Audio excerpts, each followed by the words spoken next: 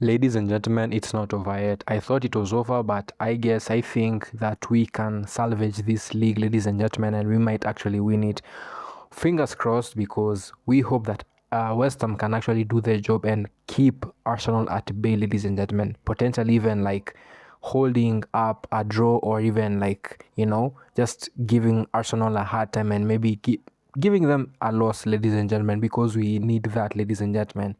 With that said, ladies and gentlemen, the game was very, very good, very entertaining.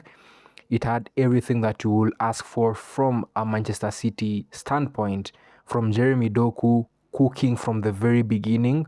My man of the match, of course, because he's been a revelation this entire season. And again, as I said, his end product was the only thing that lacked, and he's been showing promise in that regard in the past few games, and he has been coming in clutch for us, and that is what you need from a winger that is creative like that, that can do a lot, and he's now fulfilling his potential, man. He's not there yet, but from what I'm seeing, he can go on and to become one of the best if he actually locks in, and I'm seeing that promise, ladies and gentlemen. Wow, what a goal to break the deadlock, man. Similar to the goals against Southampton in the FA Cup. Very, very good goal, opening us up, like just pause, but just doing the right things, ladies and gentlemen. We created a lot of chances in this game, a lot, man. Crosses were coming into the box, but no one was positioning themselves in the right places to actually score, man. And also, Brentford were very ruthless, so to say, and very, ugly, like in the sense that they were closing up those spaces in the box, and they were making it very difficult for us to actually do anything. But again, we did our thing. We learned from their system, because they, in the first 10 minutes of the game, ladies and gentlemen, not gonna lie, they were up on our asses, not gonna lie. They were out there, they were doing their thing, and they could have come out with some things they could have come out with a goal in the first half, a goal or two. But shout out to Donnarumma.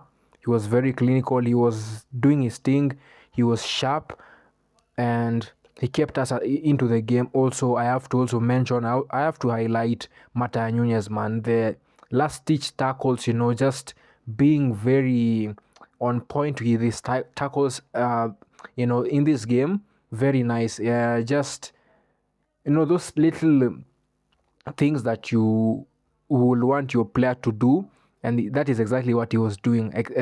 He improved, he learned from his past game. In the last game that we drew, he learned a lot. I guess he learned, and he said, what, I'm not going to do that mistake anymore.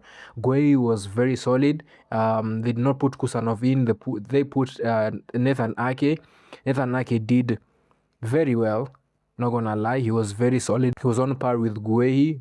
You could not say that there was any lack. Our midfield was a bit here and there with, they did not play the kid, and they did not play also Rodri. We had Bernardo Silva and Tijani Reinders in the midfield with, of course, Ryan Cherki as the number 10.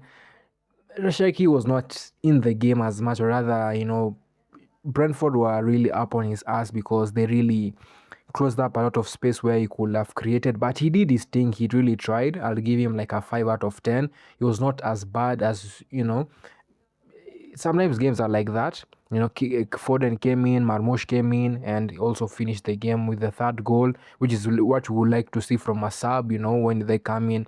Very nice one. And also, one thing I noticed when the game began, or rather in the course of the game, we had a very similar approach to when we were playing Arsenal, especially in the FA Cup, where we're just like 4-man, just like staying there, not really impressing, but just like closing up those spaces. And it really gave Brentford a hard time, like, to play out from the back. And so they had to, always loop the ball out, and that was fantastic, man. And it was many a times when we were closing up those spaces, we were like, it was leading them to an error, because they are not so comfortable playing from the back, because we are pressuring them. And that is what I like. That is, again, tactic 101 from Pep Guardiola.